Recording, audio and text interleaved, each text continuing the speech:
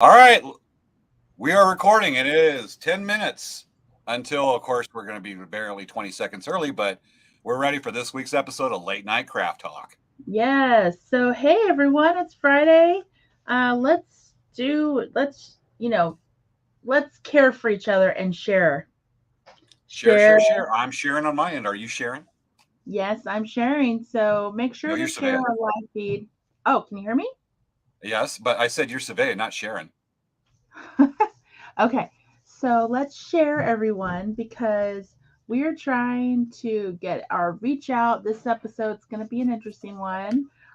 It's something that we want to, talk about and getting out of your comfort zone. I mean, this is going to be one of those episodes where we talk about some ideas on different things and kind of a heart to heart. Yeah. Yeah, this will be one of those little kind of personal episodes for us that we're going to be sharing. Getting in your comfort zone is very broad. We're going to spend the whole hour on it, and it is really broad. We'll talk about different aspects of it, but this is probably one of our more personal shows on such a broad topic because it encompasses so many areas. It's really interesting. And I know that Yes. I'm getting out of my comfort zone because I'm going to sit in a new chair instead of my lazy boy. That's my comfort zone with a Yeah. Yeah. Pepsi and a new episode of Star Trek Discovery. So Princess Leia's sitting here with me, and she's in a new comfort zone because she's in her little tiger PJ outfit. Tiger PJ outfit. Yeah, it's like tiger. It's like those powwow blankets that are like the fluffy ones. Totally. Imagine making a well, I guess it exists. Imagine making like a snuggie out of it, and like it wraps up your whole body. Did you ever get into Snuggies? No, but my mom's the inventor of it. She's a no. Really? Is that why she's a Yeah. billionaire?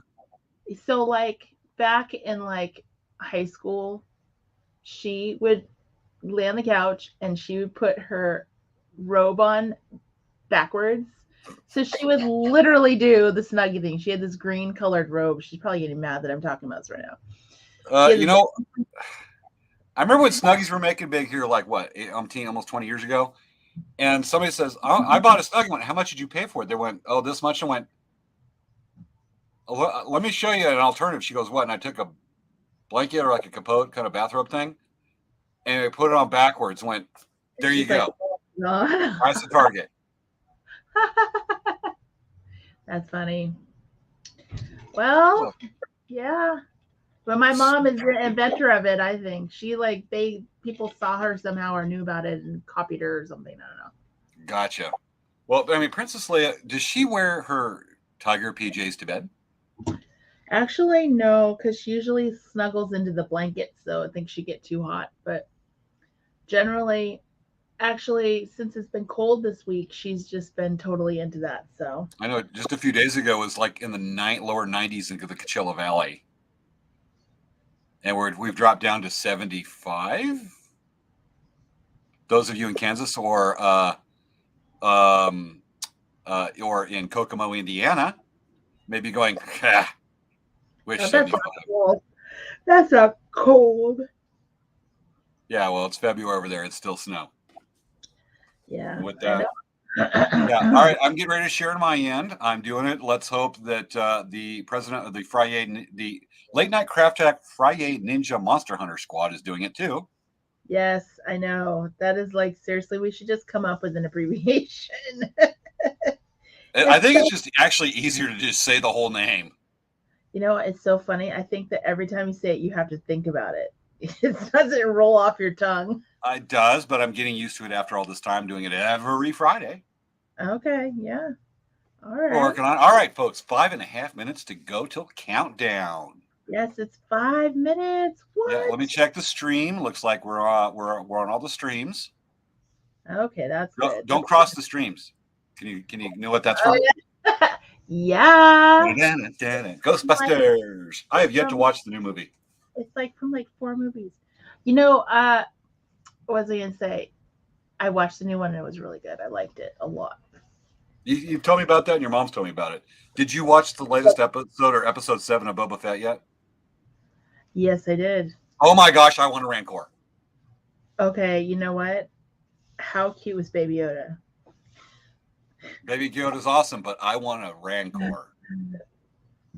I Apparently, want to go riding down the street in that sucker going, yeah.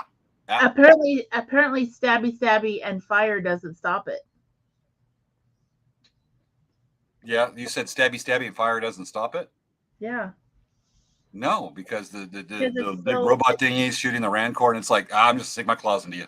Yeah. I mean, apparently, it doesn't get injured by those kind of things. I know, Rancors are awesome. I want to take one and walk it down the street. I want to take it to the dog park. Yeah. And let it run around. Oh, that'd be. It might eat everybody else's dogs, including their owners. Yes. But it's a Rancor. I know. That was awesome. Yeah, the best part about all the episodes of Book of Boba Fett was episode 5 that featured the Mandalorian and no Boba Fett, and episode 7. Seriously, I told my mom, I said that should not have been put in there. They should have put another episode of Boba Fett because they had 2. They just save that and put it into the Mandalorian show, and they'd be like, "Oh, that's where he was." Well, I can definitely tell you that Boba Fett got out of his comfort zone and rode a Rancor. Do you think that Boba Fett's a villain? Do I think Boba Fett's a what? A villain. A villain? Because they said, I was reading something where they said, if Boba Fett is a bad guy, then what happened is actually good. Yes, but isn't that kind of along the same lines a little bit of Jar Jar Binks is actually the evil emperor? Well, Jar Jar Binks is a freaking evil Sith Lord, 100%. What's that say about my Jar Pickles? He's half Sith Lord because he's half pickles. So anything that has pickles as guts is a Sith Lord? Basically, yes. All right. Well, with that logic, we're going to go places. Let's just put that up on Reddit. I grab out my lightsaber and I'm like, yeah. There you go. I'm going to go grab a drink. You have to entertain the audience for 30 seconds. Ready? Starting now. Okay, I'll try. Okay, guys. When James gets back, like 5 minutes, start asking him, what's that above his head? Because there's going to be something like, and then he'll look back and everyone will be like laughing because he's looking back, like made you look, right? So, okay, 5 minutes in, everyone, start posting what's behind your head. Okay, James, what's up? What? I hope you were entertaining the audience productively and not try to pull a joke on me because I'd never do that to Sophia. Always entertain for 30 seconds. I can totally trust you with the audience for 35 seconds not to do something crazy. Exactly. I know we're 1 minute and 20 seconds from countdown. Woohoo, Mountain Dew. I know. Oh my gosh. Yeah, I mean, I can't believe another week, man. Oh, yeah. What did you do for Valentine's? Oh, maybe we could talk about this on the real show. We could talk about that one at the countdown because we can get into it, but we've only got 1 minute to count down. We'd have to break the subject up. Only 1 minute. Oh my goodness. I know. So close. We have a lot to talk about what just happened on the weekend. I mean, a lot to talk about. I mean, a lot. Did you have a pretty eventful weekend? Well, Sunday. Hello. Oh, yeah. I love that. I love that halftime show. Okay. We're going to talk about that in a little bit. Oh, yes. Because this is like big time. What are we going to talk about for the next 15 seconds till countdown? I don't know. What else should we talk about? Not Super Bowl. Okay. Not weekend dynamics pertain to Super Bowl. Not about more Star Wars. Not about Rancor. About how cute Princess Leia is. She's in my jacket with the tiger outfit on. She dresses as a tiger. Tie of the tiger. All right, here we go. Countdown. Let's take turns. Ready? And 10, 9, 8, 7, 6, 5, 4, 3, 2, 1. Let's start the show. No time, everybody. Let's get it going. Woo. Come on. Show. Play it. There it is. Okay, here we go. For a room, and the lady at the counter told me that all. Let's start that up again. All right, from the beginning. It's time for Late Night Crap Talk with hosts Sabea Kamori Yang and James Hermes. On this week's show, getting out of your comfort zone. You know, I went to a hotel to ask for a room, and the lady at the counter told me that all the rooms were full. I told her my name is Improvement, and there's always room for improvement. It's time to start the show.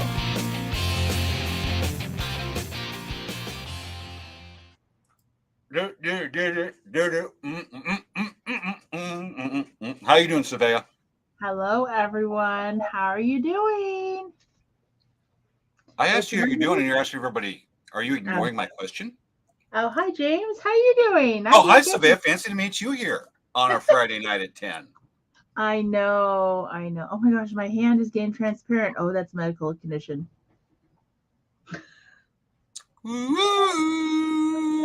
Titan continuum.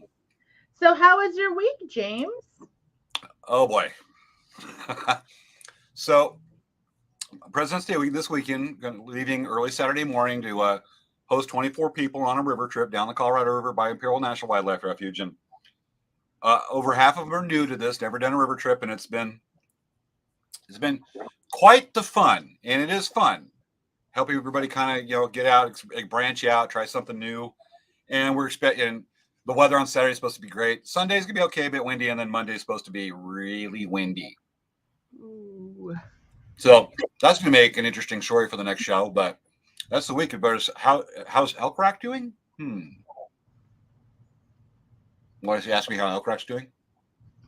Because I figured I'd see what's going on in your business so that we could update all your fans on what's going on with your business.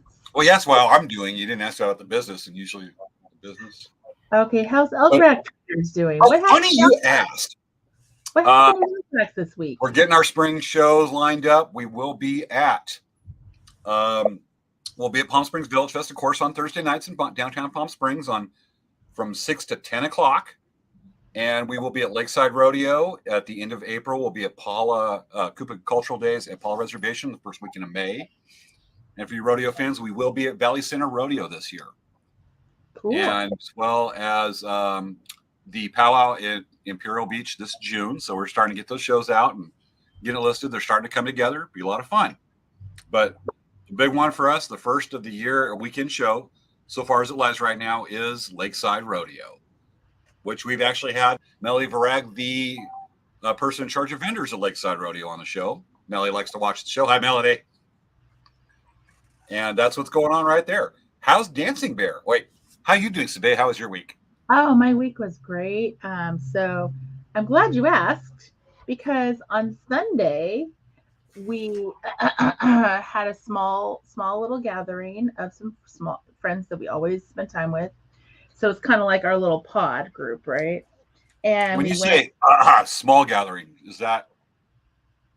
It was gathering? My mom, Dan, and me, which that's us three. That's three people, and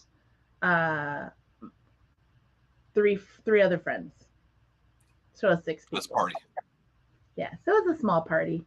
Cool. So on Sunday, little Miss Princess Leia. She was Princess Leia? It's got a nose. It's got a little dog nose. Look at Princess Leia. She was gifted this little tiger outfit, and she loves it. She just but she's in this little tiger outfit. I have to fix the neck because it's a little short, but she loves it. It's like being in a blanket. That's what I was talking about, being like in a little snuggie. She is like super cuddly, but it was so cute because, oh my goodness, she's the tiger. She was a tiger, and we were rooting for the Bengals. They didn't win, but that's okay. We were happy that the Rams won, and it's just funny because she was a tiger and the Bengals are tigers, and so she was like our little Super Bowl mascot. And the halftime show. Oh wow! Look, that was something. Oh, I loved it. I've never seen a meme resemble so much the truth where it says all the people in their 40s are getting up and breaking hips and whatnot. Yes. There's probably a lot of truth to that. Yeah. That halftime show, and admittedly, I am not a I'm not the biggest fan of rap. It's never really appealed to me. But holy cow, even I dug that halftime show. You know, one thing that there's a lot of my friends, including some of my other friends, who actually were, you know, kind of making fun of that. Everyone's been posting, "Oh my God, that was the best Super Bowl show ever, ever, ever!" Right? So people are talking about this, and I just wanted to bring up. Let me see. Wait. So there was someone that posted this, and I think this is important. Okay, this is very important. Okay, the explanation of why everyone's freaking out about this show. Okay, so I'm going to read this. It's from A Woman's Soul on Facebook, and a picture of Dr. Dre, Mary J. Blige, Snoop Dogg, and 50 Cent. And it says, as a generation, the last 2 years we've had to bury our parents, friends we grew up with, and lost careers. We've had to start all over while being faced with new responsibilities associated with the new normal during these unprecedented times. We needed these 13 minutes. For 13 minutes on a Sunday in the middle of probably the most mentally and emotionally taxing times of our lives, versus us Gen X and millennials were comforted, recharged, and didn't have a care in the world. We were taken back to a simpler time in our lives. We were encouraged knowing that the one and only double G is riding with DRE. And we partied like our birthday with 50. We got it crunk with Mary and reminded we don't need no hateration. We were reminded by Eminem that when you have one shot, one opportunity to seize everything you've ever wanted, take it. Lose yourself in the moment, own it, and never let it go. These are reminders we needed. We are the strongest, most influential generation to date. We still got it. We needed this half show time to remind us. I like the way they worked their names in there. That's it right there. Yeah, so I mean that's why I know that there's some of my friends are like, this is so dumb. All these people keep saying that was the best halftime show ever. It's because of that. It's like we've just had such a crazy time the last couple of years. You know, it was. And you know, the thing is the performers. This was rap royalty putting this on, and the thing is that they're kind of, you know, they're dating from the 90s. They're kind of from that first, maybe second era of rap. And these are performers that genuinely like to perform together. Mm-hmm. And they've learned the lessons. They come up, they've established for what rap artists are, you know, for what they do now. I think what the youngest on there with the youngest career was probably Eminem. Yeah. And am I about right? No, and they generally look like they're going like Kendrick guy. What's that? The Kendrick guy was the youngest. Okay. Got it. I'm not familiar there. I'm going to recognize Dr. Dre. I'm going to recognize Snoop Dogg. Snoop Dogg, he's all over the place. He's almost many movies as Samuel Jackson, almost, it seems. The cameos. But you know, when he come out and you started doing that dent from Snoop Dogg, he's there with Dr. Dre, and I'm going, I like this already. Yeah. This is cool. And then when you had 50 Cent hanging upside down and then coming back out, there was a meme that said 50 Cent waiting for his part of the halftime show, and it showed Spider-Man sitting on, strapped to a ceiling, and I'm cracking up going, there's a lot of close. There's something about Mary J. Blige when she was singing and just kind of felt the cameras directly over her, and she just kind of just goes thunk on the stage like she's just passing out from exhaustion. I mean, part of the act, but I looked at her going, who else does that? And she's kind of like, I don't care. I'm performing, having fun. There was a lot of good things about it. Yeah. But I think, you know, we're not beating a dead horse on this, but the meme you read pretty much says it all for us. Yeah. So it was really cool. It was really wonderful. It was a really fun game. I'm so happy that the Rams and the Bengals got a chance to go to the Super Bowl instead of the same 2 or 3 teams. It was like just the year. Yeah. So it was really awesome. I really was happy about that. And then on top of that, it was in Los Angeles. The Super Bowl was in Los Angeles, which I didn't realize until pretty recently. So I was like, wow, that's so cool that Rams are playing like around Inglewood. Yeah, that the Rams are playing in their home field for the Super Bowl. That's like fantastic. That is just awesome. So Well, everyone, let's just say the fans are definitely going fantastic. they That's were flipping out. They were flipping out. Seriously. lined up well for them. I'll admit I'm not much of a Super Bowl fan. I'm still disappointed that the Celtics didn't make the World Series, but that's a joke, people. It's a joke. Yes, I'm crossing baseball and basketball with football. Yeah, but it's a ball thing. But a lot of cool things. I like some of the I haven't seen them all yet, but some of the Super Bowl commercials. I love that one with was it Arnold Schwarzenegger and who else? Oh, Arnold Schwarzenegger. Not Penelope Cruz. I don't know why I'm thinking Penelope Cruz. Where he was a god and he was Zeus, Thor, right? Or Zeus. Okay. He was, and then they were riding along, and he was in an electric car. Yeah, I remember when that was being filmed in Palm Springs. Oh, really? Yeah, that was Palm Springs that they filmed, like in Coachella Valley and some of the resorts. And I remember Palm Canyon being closed when they were filming that, going through for that 3 seconds they were on the strip in Palm Springs with Palm Canyon. But pretty cool. Not the first time I've seen Arnold Schwarzenegger in Palm Springs either, but pretty fun. All right, we're 20 minutes into the show. Is it time to get on to the subject? Yeah, but I want to address a couple more things. Okay. For one thing, Valentine's. What'd you do for Valentine's, James?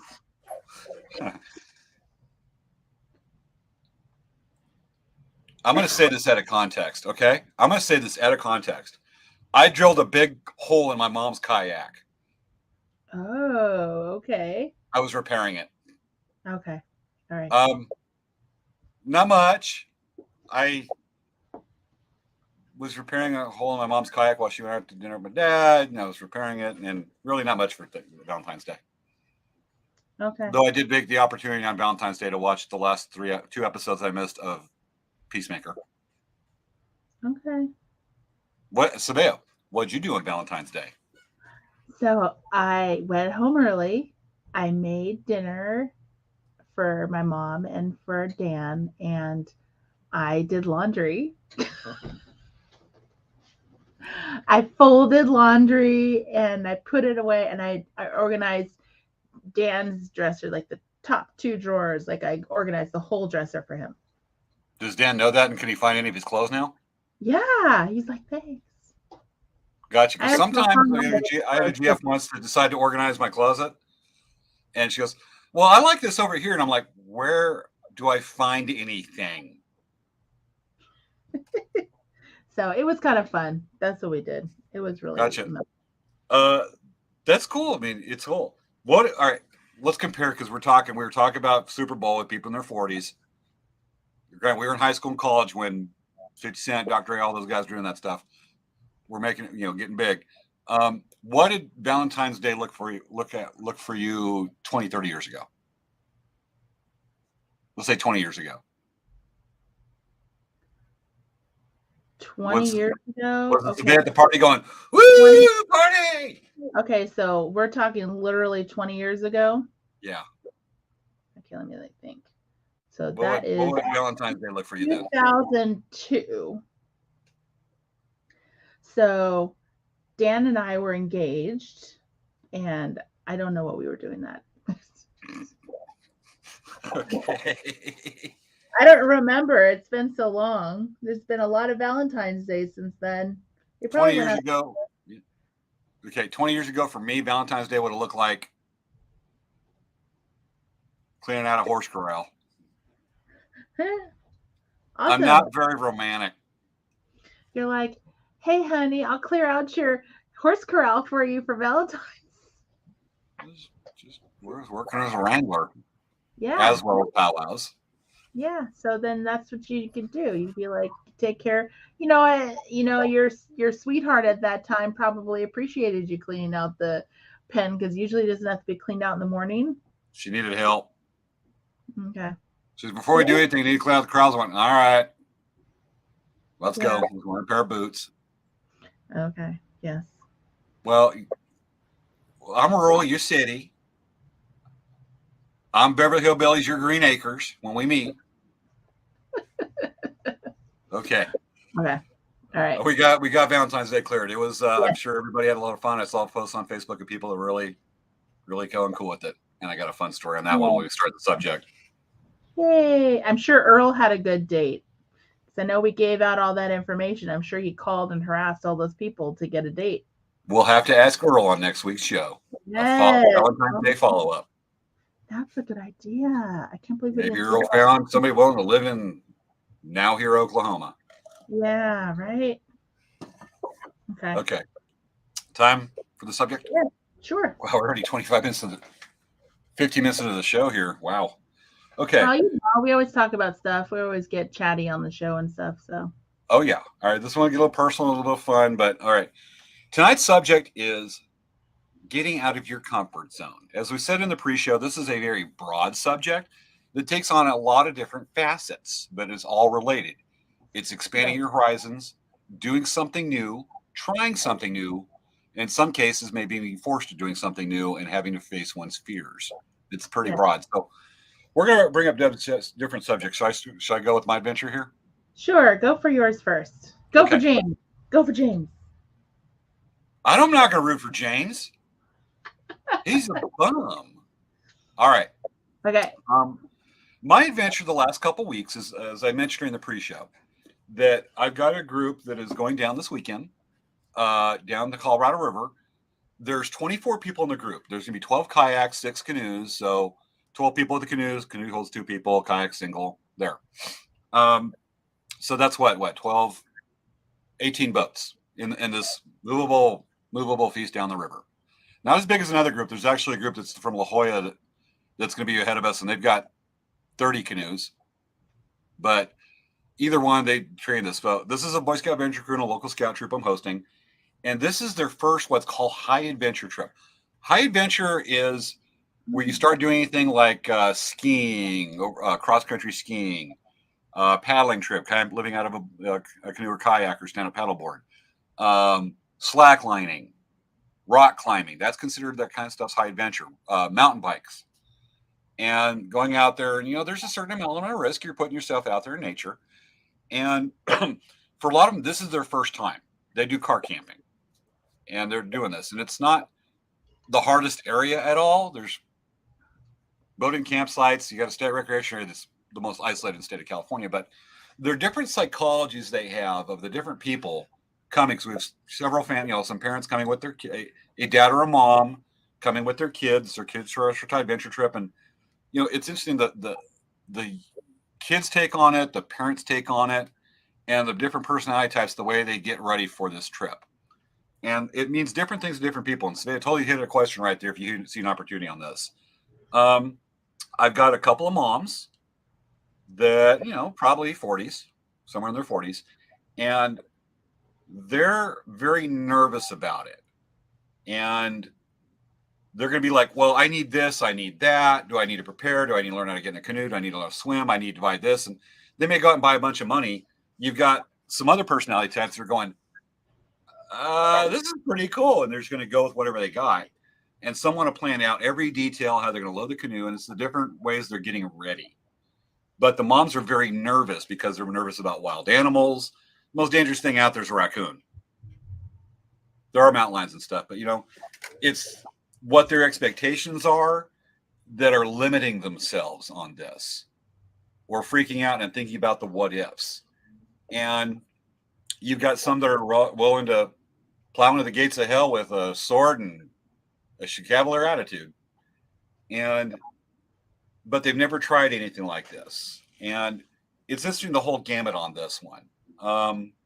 You got any questions on this one, or going to point away? No, it's just interesting what you're talking about. Yeah. I got, the trip we're doing is, I use it as a training trip. As I said, it's as far as a high adventure trip in a river. This is easy. It's flat water, no rapids. You're out there in the middle of nowhere. You go get that wilderness feeling, but there's outhouses. You're not going to the bathroom in a wag bag, which is a bag design. Not as bad, seriously. I'd rather go to the There's bathroom. picnic tables. There's picnic tables at the campsites. The campsites are isolated, but they're there. This is not something that's going to have bears and whatnot and crazy weather like you've heard some adventures. But we have one individual who is the classic over preparer. The thing is he's used to being he's a doctor, and he's used to being in like a certain amount of control. I'm actually making up his occupation. He's used to be a certain amount of control, but all of a sudden he's having to put his hands out for someone else, and he's not used to losing that. And he's used to knowing all the answers. He doesn't know where we're going. He doesn't know about the canoe. He's over engineering where he's going to put stuff. So that's his personality type. And he's the over preparer. We have another one that's like, I'll just throw stuff in the canoe and off we go. It's just like, if it fits, it fits, but off we go. And he's kind of cavalier, but some are more nervous, some aren't, and it's just really interesting their psychology on this one. And I think I want to revisit this subject later in the show, because I think if we get into and we start talking about other points of other ways of getting out of your comfort zone, that I can revisit that as examples. Mm-hmm.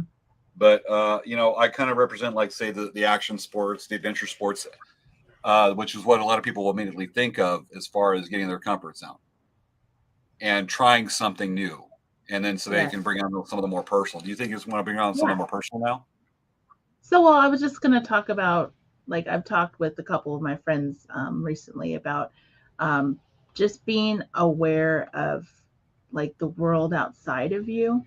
And by going out of your comfort zone and going into an area you're not familiar with. So another city, another state, another country, right? Mm-hmm. A lot of people that don't get a chance, like, don't try to make an effort to do something like that. It's important to see what's around you, other than just staying home. And of course, like, I love being comfortable. I love my hometown. I grew up in Escondido from age 7, and I live in Escondido now. I love Escondido. I've lived here so long in my life. Like, it's really comfortable to live here, right? But it's definitely the new generation.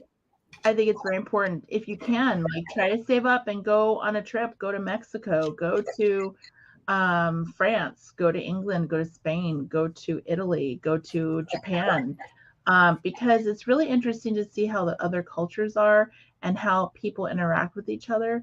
And when I travel, I've always noticed that it's like you see how people are around each other, and it's really different than here in the U.S. Yeah, I think when it comes to traveling, people will start looking for, and this is what I was talking about. I'll have you bring it up so we can bring out other subjects on this one, expand what we said, other than my rather long intro, the personality types, but with something to revisit, is that people will find ways not to go because they're looking at the what if, which is the big thing right there. I want to go visit Mexico. It's pretty doable. It's just, for me, it's a 2-hour drive to south of here, and boom, we're there. And they want to go visit that. What if I don't speak what if I don't speak Spanish? It's like, what if I don't speak Spanish? What about the crime? What about if I get in trouble? What if this happens? Well, there's a lot of Americans go down there and they don't. But like visiting China, what if I get caught up? What if I get arrested with the authorities? I don't speak the language. You're finding lots of ways why not to do it. Yeah. And as you're aware, because probably from your first trip overseas, is that if you can find one good yes, and you don't have to search hard, you shouldn't have to search hard. Do it.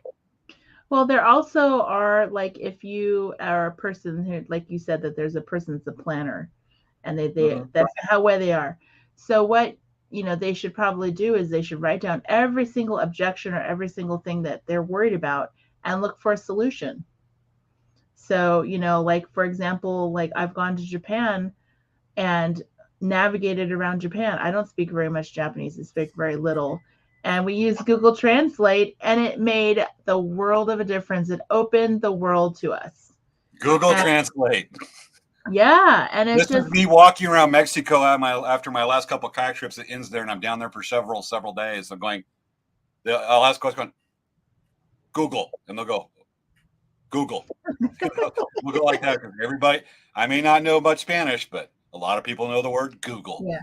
Yeah. And then the thing is, okay, so then what if your objection or your barrier is, I'm not going to have internet? Well, look and see. I found out in Japan you can have pocket Wi-Fi. Really? Yeah, you carry around a pocket Wi-Fi, and it's literally you can connect it with your phone, and you have internet the whole time. That's how we used it for Google Maps, Google Translate. We were able to see our friends post on Facebook. We were able to see Instagram. We were able Is to it do something all so you that don't get international roaming charges? You just can't use the data from your phone? Well, some people's phones they can't use if you turn your phone on with data, you will get charged international roaming fees. But if you turn off your cellular service, not turn it off, but you turn off your cellular usage on your phone and you use a Wi-Fi, you can connect anywhere. You don't Yeah, have it's to a be portable using portable cellular. hotspot. Yeah, and so um, it wasn't very expensive. So I mean, I think for almost 2 weeks, I think it was $45. That's not bad. Did you have a data cap? No, I don't think so. It was 5G. Nice. Well, a lot of countries ahead of the U.S. on that one, but you know what? It's just Look at like look at your barriers and try to find solutions to them that are reasonable. there's That's always a all. way to do it. There's lots of information, especially these days. You want to try something new? There's a thing called the internet. It is the culmination of human knowledge at the fingertips that is largely used to show off cat videos and Food. Princess Leia in a tiger outfit. I know, Princess Leia. Okay, But seriously. you got that and so much information, like what you're saying. I do like to do a lot of hiking stuff. I would love to be. I don't have regrets. I don't. You want to live without. You want to live with regrets. But if I was going to have anything close, it's not hiking the Pacific Crest Trail or the Appalachian Trail. Mainly the Pacific Crest Trail because I can drive this section of it in 35 minutes. Without doing that when I was fresh out of high school or somewhere in my 20s, because to me at that time, other people did stuff like that. I didn't, and people I know didn't do stuff like that. That was people like National Geographic or Outside Magazine or something like that. Other people didn't. Oh, that's too cool. That from the Super Bowl party? Okay, sorry. And Go she's ahead. blending with the background. So other people did that. And I'm like, I don't do that. You know, that's those big adventures. Well, come to find out when you get more information, people can post what they do. You find out anybody could do this. And that's like, you know, because we have so much information and there's so many intimidations. I looked at kind of doing it. I'm like, there's just too many logistics. I'm going to fail at this. But it's that kind of thinking that restricted me from doing it at a younger age. And it's that unknown. And Yeah. hell, it'd actually be more adventurous to do it back then before you had all these resources. Now it just makes it way convenient, but you can do it. And it is easier for the people a little less willing. So you want to hear something crazy? Sure. Getting out of my comfort zone. I just got a phone call from Australia. I was actually going to bring up my delayed Australia trip. What was the phone call? I don't know. Well, I didn't answer it. I just, but that was weird. I don't get calls. I don't know anyone in Australia. So maybe it's my extended car warranty. I don't know. Who knows? You know, it was funny because like folks when Savannah and I got on and we met before we started recording the show tonight, I hear this ring and went, let's find out what this is because it says Florida. I don't really know, but a couple people in Florida wasn't their numbers. And I went, and we got this. We're calling you as courtesy because about your vehicle's extended auto warranty being out. Because there's your final notice. We're like, really? So funny. It's hilarious. I got the phone on vibrate. No kidding. Sometimes when you come back from these long trips, society has a way of slapping you back in the face. I came back from a trip. I was 2 weeks in middle of nowhere, Utah. No cell phone, no nothing, except my satellite messenger. And all of a sudden I get this, we're just coming back to the cell phone range. And I went, let's check it. Of course, you get your Facebook notices and stuff like that. And out of this, my phone starts ringing. I went, I'm already getting a phone call. Answer it. We're here to say your Amazon Prime account was hacked. Please call us. And it's a heavy foreign accent. I'm like, 15 days out of nowhere, no cell phone contact. What's the first message I get when I'm like 3 minutes in cell phone range? Spam. There's no escaping. Yeah. It's like, welcome back. Welcome back to the world of spam. Kidding. Sometimes it's a nice escape. For some people, actually, the difficulty would be disconnecting. Yeah. What if this happens? What if that happens? Oh my gosh, when we went What if? on a cruise, Yeah. I told Dan, I said, "You're not going to be able to have your phone." And he's like, "I'll be okay." He couldn't play his game on his phone for like a week and he was struggling. I told him, I'm like, that's why this trip was good, because you couldn't go on your stupid game and play it all day long. But that's funny because I got on my phone one time on a long trip and I went, "Ah, damn it, I can't play Angry Birds. I like Angry Birds." Well, I do play Emoji Blitz, and guess what? They have a non-online version. So does Angry Birds, but you have to sign on first before you could go offline on it. No. Oh, Which is funny for because Angry I Birds? almost never play it when it's available. Yeah. So Yeah. fear of travel, that opens up a fear of the unknown on there, which is what it comes down to, over and over again. The fear of travel, you just got to find a way to say yes to get that adventure. What is your own story that you have from other than like travel that you were really iffy about? Well, I mean, You weren't me, comfortable with. well, Huh? I mean, I'm not really comfortable talking about it too much, but I need to know that, like, I have personal goals that I need to make, So anyway, Well, you got the sock drawer rearranged last. I know it Go was down pretty that day. impressive. Actually, I fit like 30 t-shirts in one drawer. It was pretty impressive. Gotcha. Did you have a lot of fear of the unknown going to college? Oh yeah, when I went there, actually, I knew absolutely no one in Arizona. I knew zero anyone. I was alone for the first time on my 18th birthday. I was by myself. I didn't have anyone with me on my 18th birthday. I didn't know anyone. My roommate was kind of a weirdo. Like, she wasn't really nice. We didn't really click very well. Yeah, she was from New Jersey. She was a Jersey girl. That's the best way. Yes. Like, her and I did not get along very well, and she ended up moving out like within a month, which was awesome. How much did you have any roommates that just had to quit college because of being homesick? There were a lot of people that were. Arizona State was an interesting school because there was a lot of East Coast people there. It was really interesting because there was a lot of people from New Jersey there. A lot. I knew a lot of people from New Jersey. Yeah, a lot of people. And so I think I probably knew like 15 people from New Jersey. Is New Jersey kind of like California? Their greatest export is like California's greatest export is Californians. It's the same thing with New Jersey.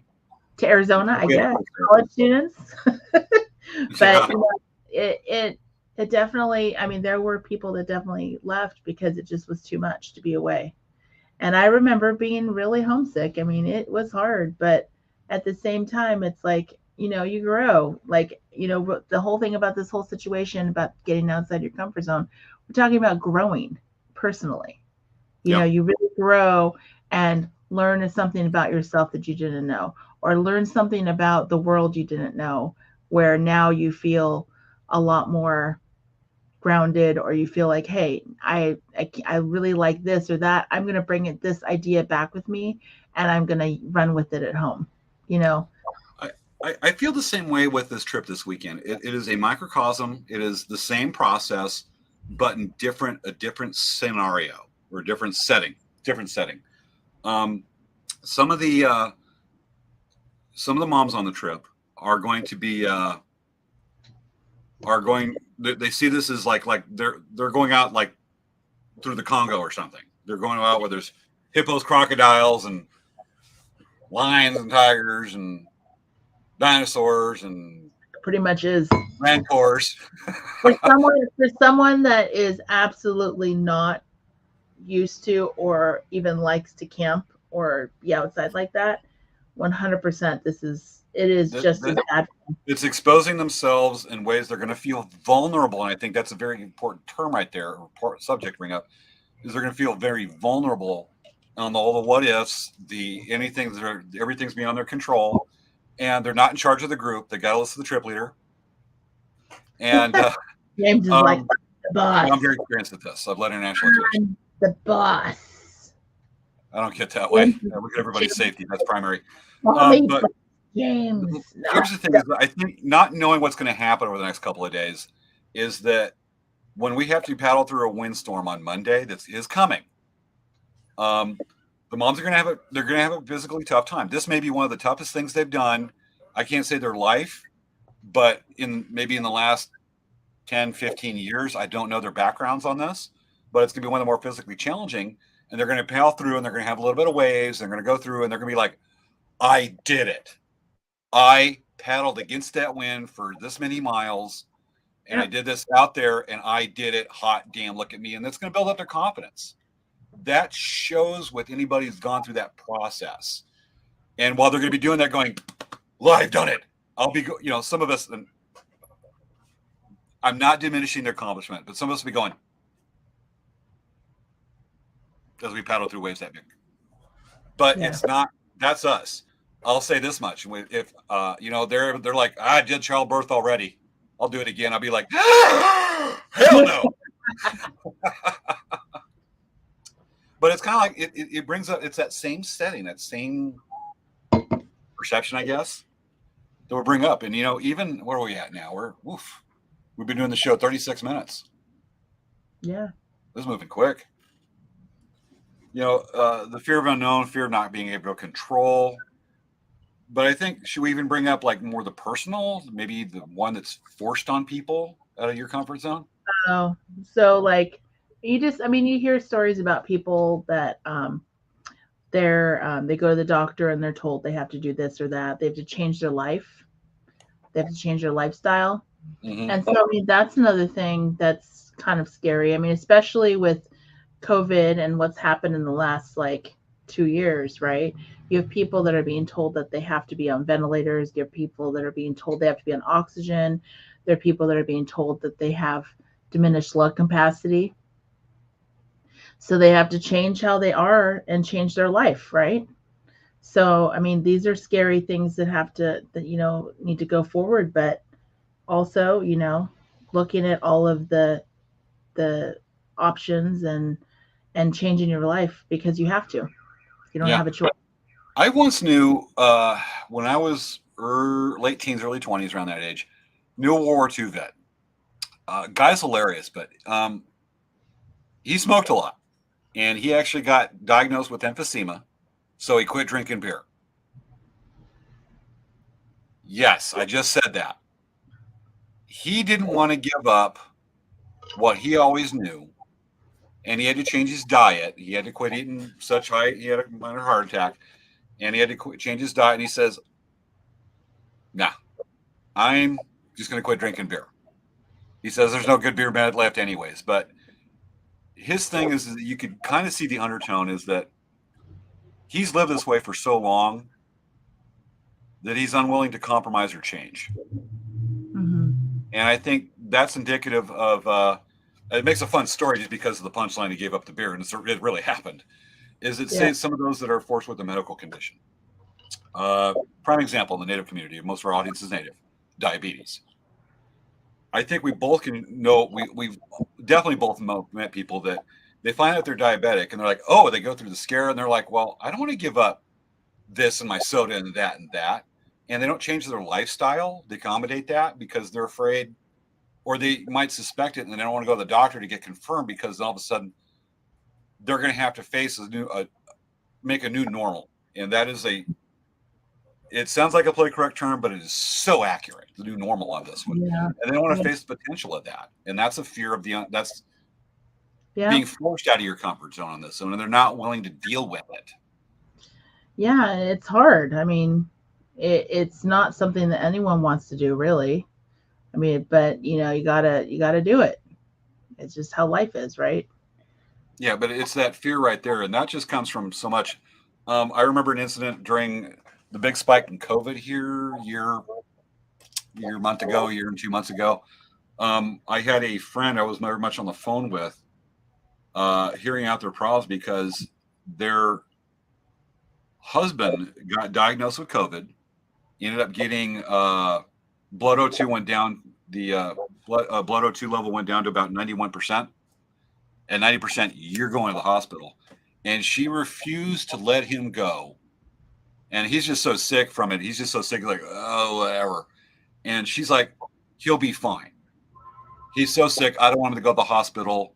I'm afraid what they might do to him. And I said, are you prepared to take care of somebody and have a ventilator and intubate him? And she goes, oh, it won't come to that. And I'm like, and she's crying when she says that because she knows she's wrong, but she cannot fully accept that. And she needed somebody to make her realize this is serious. This is not something that's just going to be a flu that's going to just disappear, because the dude ended up developing pneumonia from it, one of his lungs. And they didn't want to face that fear. It was immediate and forced upon them. Yeah.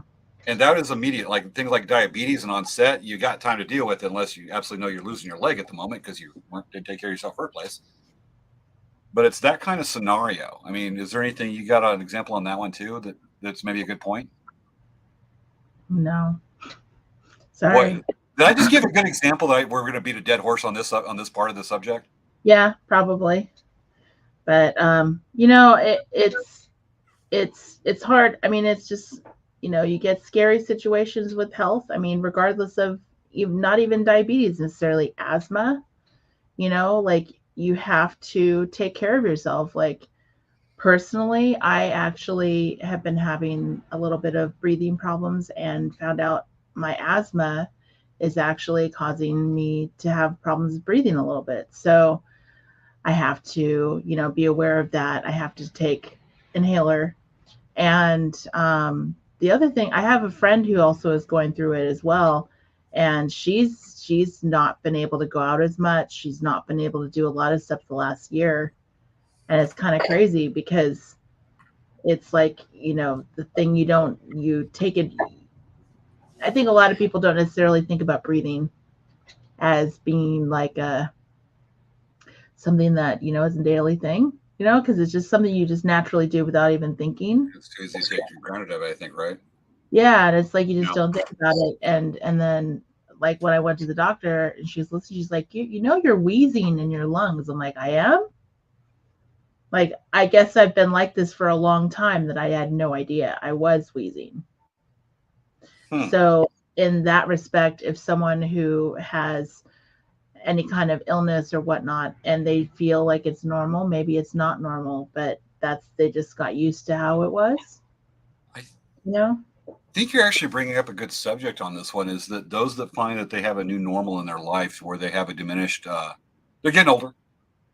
They find that they're not able to physically do some things they were recent to, say like maybe instead of on, say, maybe rheumatoid arthritis, some kind of limiting medical condition, lack of mobility from an accident or whatever, age, we're all going to experience. I know. They feel that they're either going to chase their youth that ain't there, or they feel a depression that they can't do these things, that they feel defeated. There was a great article a couple years ago in Outside Magazine about an individual that lost his sight. Used to do adventure racing and stuff. Lost his sight. He's like, I can't do this anymore. Got out of his slump.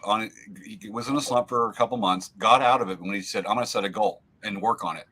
And I'll be damned to do kayak the Grand Canyon. Blind. Oh my God! Did he do it?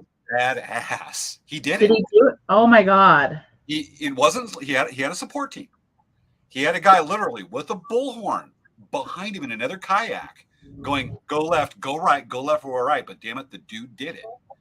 And he faced his fear and did it.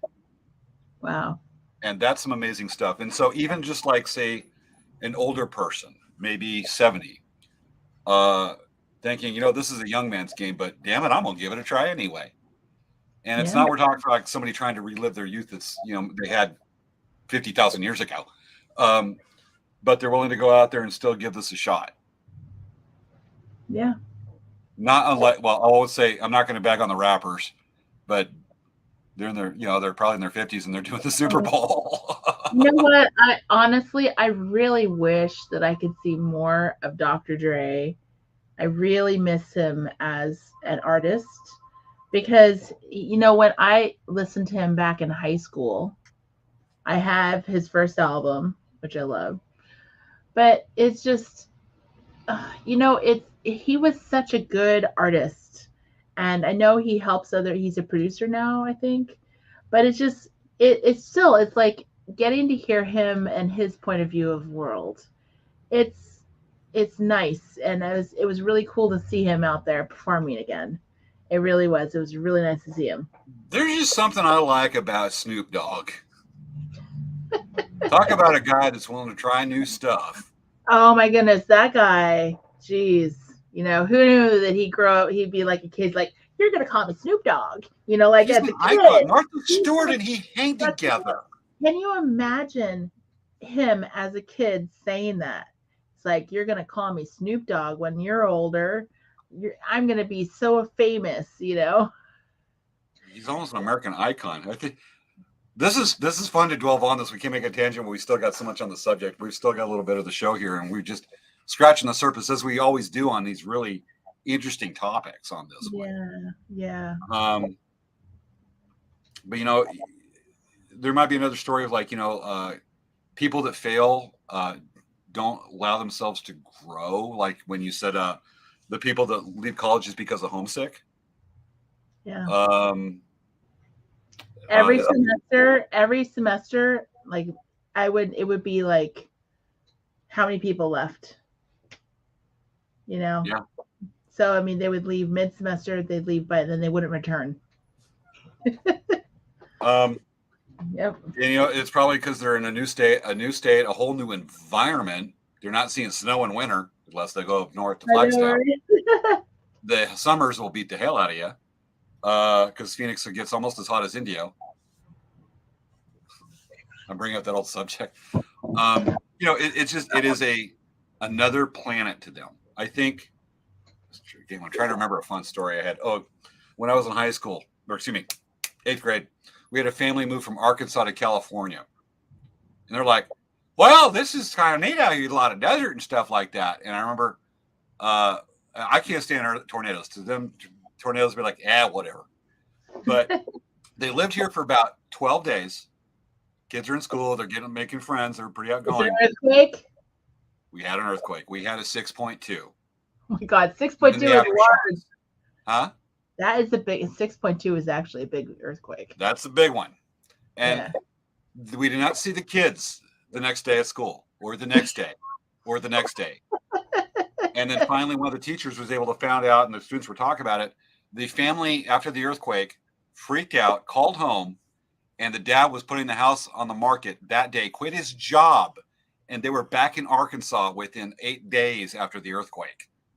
Wow. Loaded up the old car, and we're like, bye, California. Wow. There's expanding horizons, but to us, earthquake, it's like, oh, that's 6. That's a pretty good one. We better hold on. Well, if you're from out of state, it's going, oh my God, it's in the world. Yeah. Fear of the unknown. Oh my goodness. Yeah. Not a big deal to them. Big us, big deal to them. Put us in a tornado outbreak, we're going to be pooping our pants. Okay, so just about that subject. Okay. Tornadoes can land down anywhere and they can totally demolish entirely areas, right? Just fully demolish.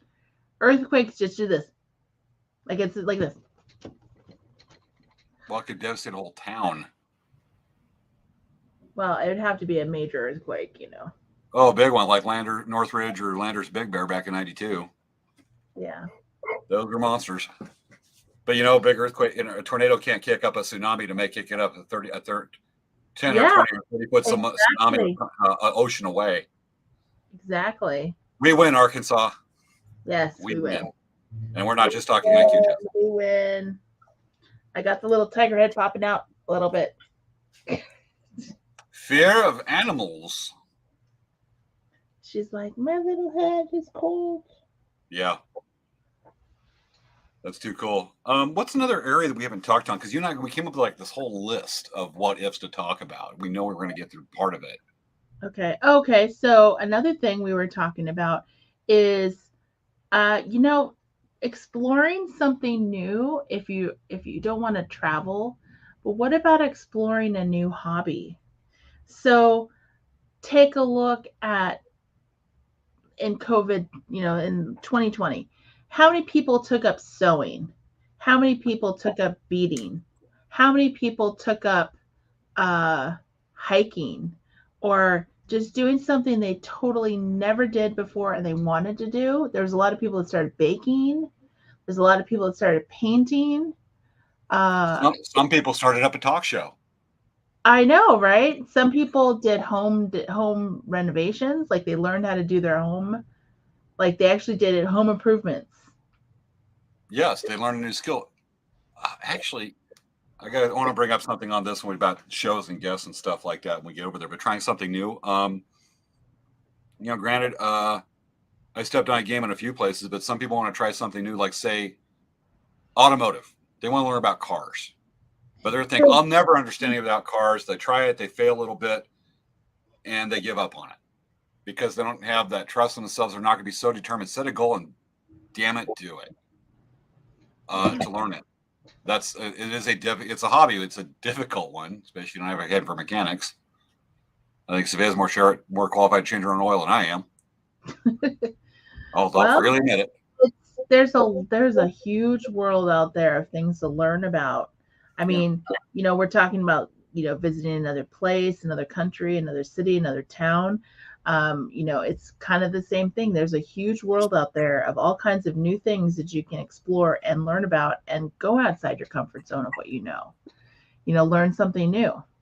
Yeah. What is a skill, if you don't mind me asking, and tell me, don't answer if you think it's too personal here. A skill that you would like to try that you constantly fail at, but you're going to build up your confidence and give it a try again. Do you have something like that? Well, I'm going to work on a personal goal. I'm not going to tell anyone about it is because I want to succeed on my own and I don't want to talk about it, but definitely there is something I'm going to work on and it's going to take a little bit of time and we'll see how that works out. But I think that it's something that I haven't succeeded at before successfully entirely. So it's something that I need to do and I need to work on. Gotcha. I'm going to surprise you with one I have. Nope. I'd like to learn French. I tried in high school and I'll keep on working, but I'm going to give you about every couple of weeks, sometimes more, sometimes a little less, but on average, every couple of weeks, since I was 17 years old, I sit down, and there's even more resources because of the internet, and I try to learn advanced algebra and calculus. Really? I have not been able to get a concept. I am self-taught. I've sat down with friends that says, I will teach you. And I went, okay. And they're like, damn, you're a brick wall. But it's the concept of math. And I mean, I can guesstimate problems right off the top of my head, geometry, all that. But when it comes to the higher mathematics, there is an art to it I would love to be able to experience and a harmony to it that I've explained, but I can't get the numbers of like, how the hell is X, Y, Z to 1, 2, 3? And I still try it after all these years, and I haven't been in high school for at least, I don't know, 2 or 3 weeks. And I'm not going to give up time, but that's what I've been trying to learn. And I get frustrated. I will set it down and I will say, this is never going to happen. And about 30 seconds later, I remind myself what to say if I say that.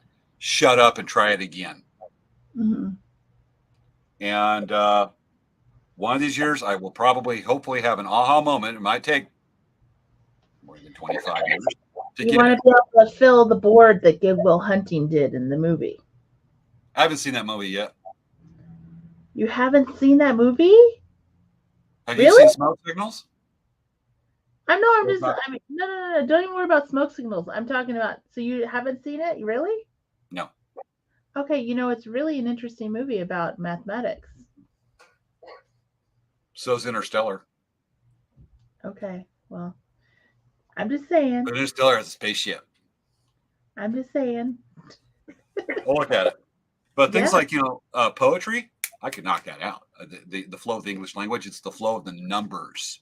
So In the math, I would like to experience that kind of poetry. So you are more of a word person versus a number person. Bingo. That is something that it really exists, that people in their minds communicate much better with words, or they communicate much better with numbers. They understand Well, let's it. try. Let's try talking in numbers. 120011. 11001010101. 1111100011. 010101011313. Oh. 14151412. 390001 2300111101. 42. Pat Tillman's number. Huh? That's Pat Tillman's jersey number, 42. Is it? I didn't know that. I just thought it was the answer to the life, the universe, and everything. For folks that don't know, that's a reference to Hitchhiker's Guide to the Galaxy. Yeah, pretty sure. Now run around your house yelling Avakaluva. Seriously, I'm serious. Seriousness. Pat Tillman's. I'm pretty sure he's 42. Google it. Let me know. Number 40. Oh, he's number 40. Oh, I'm terrible. Gotcha. Okay. I want to bring up for our last part that we haven't touched on, and this is really, really good. We've seen it so many times. No, I'm sorry. He is 42. Is 40. Kick. There it is. Pat Tillman will answer the life, the universe, and everything. Okay. Right. We'll have to remember that. Okay. Got it. Okay. Fear of the unknown, fear of embarrassment. We have had guests that we've tried to bring on the show that would be fantastic, but they're like, I don't want to be live on TV, live on air, because this is their mind's eye of them appearing on the show. James. When they would be amazing. Huh? James, do that again. Okay, back it off, and do the Zoom. Ready? This is in their mind's eye what they will look like. And they're going to feel they're going to get embarrassed themselves. Folks, Savannah and I do this on a weekly basis. Yeah, we're putting guys in face and whatever. It's our job to be embarrassing. Maybe they feel embarrassed because they're on a show with us. I don't know. Yeah, James will jump up and down and do like a weird dance to make everyone feel. He'll actually twerk in front of the camera. He's done it before. Mind you, I was both trying to do what was it, square dance or not? Line dancing was one of the shows. I don't know, but it was funny because you're like, I just twerked on the show. I can't believe it.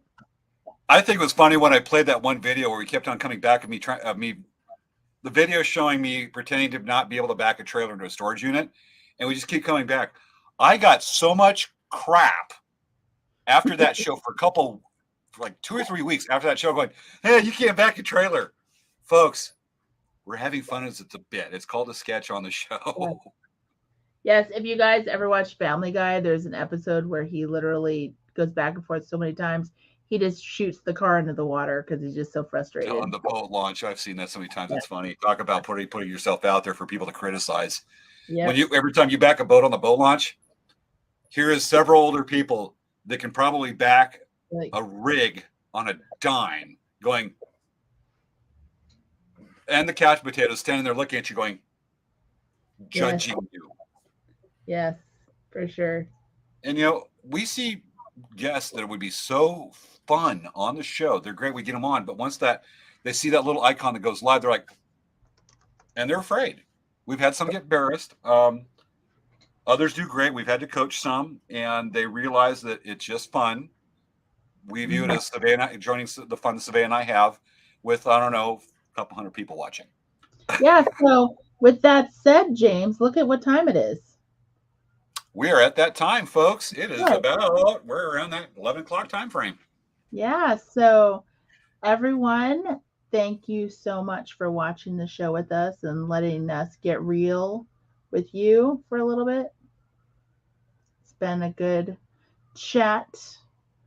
Yeah, we touched a lot of stuff because I actually got some pictures and some maps and stuff I was going to bring up in case I could reference it, but didn't even touch it because we got so much discussed in this show. It's really amazing. Yeah, and the thing is that, everyone, if you have something challenging coming up in your life, you just got to do it. Just go for it. Go for it. And, there's no time. Don't wait for it. Just do it. There's no reason to wait. Stop waiting. Don't miss Do the it. opportunity to grow. Exactly. You will thank yourself and maybe us in the future. In that case, when you're really thankful, remember late night craft talks. If and I are looking for, we can't seem to get Pepsi, but if you become rich and famous from your free idea and trying something new, we're always looking for new sponsors. Yes. We And of charge an course- exorbitant amount. And of course, Will Wheaton, since I know you're watching, we would love to have you as a guest. Feel free to contact myself or James. We would love to have you on as a guest. We promise we won't fanboy too much when you come on. I just don't know what too much constitutes. I know, right? Absolutely. We about All ready? right. Yeah. All right, folks. This has been an episode of Late Night Craft Talk. Thank you much. See you later. And that's the bit says bye. This has been fun. All right. Bye. Another episode of Late Night Craft Talk. Yeah, so we have our show. Cue Yeah. tap dance.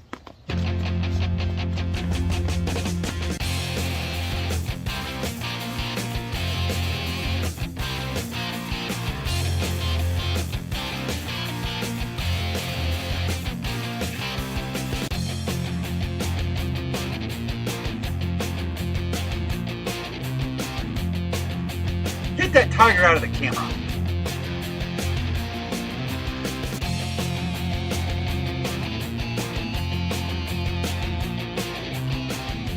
Aw, ain't he cute? Good night, folks. See you next week.